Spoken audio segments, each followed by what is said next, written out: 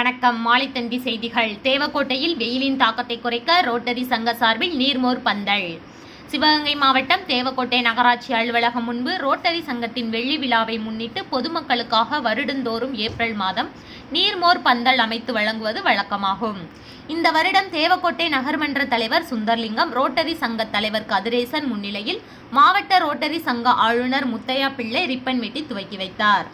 இந்நிகழ்வில் ரோட்டரி சங்க துணை ஆளுநர் அந்தோணி சேவியர், நகர்மன்ற துணைத் தலைவர் ரமேஷ் மற்றும் நகர்மன்ற உறுப்பினர் பாலமுருகன் கலந்து கொண்டு வாழ்த்துரை வழங்கினர். மேலும் ரோட்டரி சங்க அனைத்து உறுப்பினர்களும் கலந்து கொண்டனர். பொதுமக்களின் தாகம் தீர்க்க தயிர், மோர், சர்பத், பானகம் உள்ளிட்ட குளிர்பானங்கள் சங்க உறுப்பினர்கள் வழங்கினர்.